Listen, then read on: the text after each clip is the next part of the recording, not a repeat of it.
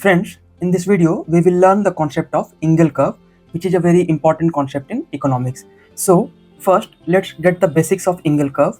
Engel curve basically shows the relationship between income level and expenditure on food. So, a typical Engel curve will actually involve these two kind of graph. Here, if you see in this graph, so there is one curve which will show absolute expenditure on food, and there will be another curve which shows relative proportion spent on food. So first let's understand what Engel curve hypothesis says. It says that with increase in income, proportion of expenditure spent on food falls down, though absolute amount may increase, right? So it says that it is saying that when income is increasing, proportion of expenditure spent on food, proportion of expenditure spent on food falls down, though absolute amount may increase. Okay, so what does it mean exactly? Let's understand it in a more detailed manner. So this is the Engel curve. Okay, now there are two things here. First is absolute amount, and second is relative proportion. Okay, so what does it mean exactly? So let's say my income as of now is, let's say, 10,000 per month. Okay, and out of this income, let's say I am spending 2,000 per month on food. Okay, so this 2,000 is actually absolute expenditure or absolute amount expenditure on food. So this is my absolute expenditure on food, that is total expenditure on food. But if I see it in terms of proportion of the total income, so I am spending 2,000 on food and out of total income of 10,000, right? So that means if you see, this will be something around 20%, right? So this is what is called relative proportion or proportional expenditure on food.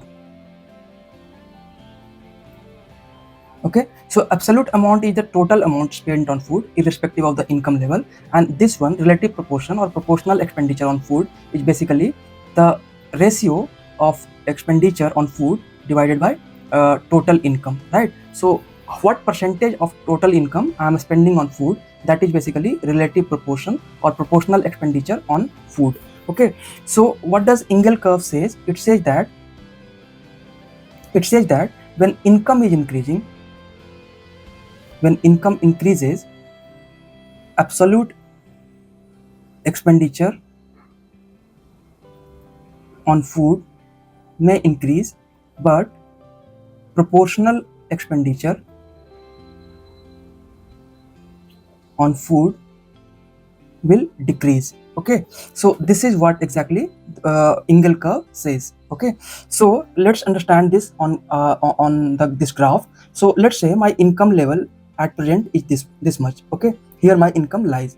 So I will draw a vertical line joining this income level. Okay, so you can see that corresponding to this income level, my absolute expenditure on food is this much, right?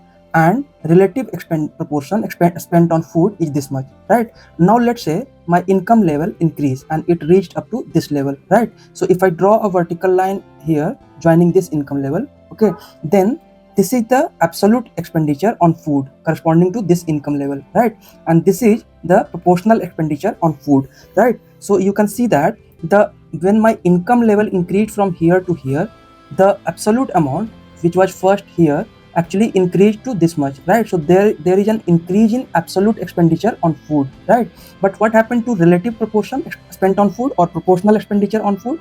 So initially my proportional expenditure on food was this much, and when my income increased, it went up to this level. So proportional expenditure actually reduced, right? So this is what Engel curve says. Now let's understand the rationale behind this behavior. So what happens that when income level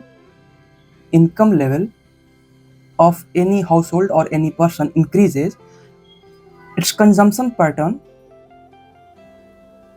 actually shifts from basic necessity to luxury goods. So food is basically a basic necessity, right? Basic necessity, right? So there is a limit you can spend on food, right? When your income is increasing, you would like to spend more on luxury goods, right? Once your basic necessity of food is fulfilled, with increasing level of income, you would like to spend more on luxury goods, right? So for example, let's say my income level is initially 3000 per month, right? And I am spending on food, let's say 1500 per month, right? So what is the proportional expenditure on food? Proportional expenditure on food here, that will be 1500 divided by 3000, that means 50%. So when my income level is 3000 per month, I am spending 1500 per month on food. So this is the absolute amount spent on food, and in terms of proportional expenditure, it became 50%, right? Now suppose my income level increased, and let's say it became 10,000 per month, right? So when my income level increased, I would like to add some more items in my food. Let's say initially I was having, when my income was 3000 per month, so initially I was having only just roti or chapati and vegetable, right? Now when my income level increased to 10,000 per month, I would like to add some more items in my food, right? So let's say I am now having chapati, vegetable, and let's say butter, right? So my total expenditure on food, let's say, increased to 3500 per month, because I added some item, let's say butter and some more item. My expenditure on food increased to 3500 per month, right? So in terms of proportional expenditure on food, this will be 3500 divided by 10,000, that means 35%, right? So you can see that when my income level was 3000 per month, my absolute expenditure on food was 1500 and proportional expenditure was 50%, right? When my income level increased to 10,000 per month, my absolute expenditure on food went to 3500 per month, and which is actually just 35% of my total income. So here, although this absolute expenditure on food increased from 1500 to 3500, right? This increased actually, but if you see in terms of proportional expenditure, it actually decreased from 50% to 35%, right? So that's because food is a basic necessity, and there is a limit that you would like to spend your income upon, right? Beyond the limit, you cannot basically keep on adding in your food bucket, right? So that's why this Engel curve behaves like this, that with increasing income level, although the absolute amount may increase, the proportional expenditure will decrease, right? So this is pretty much it about Engel curve.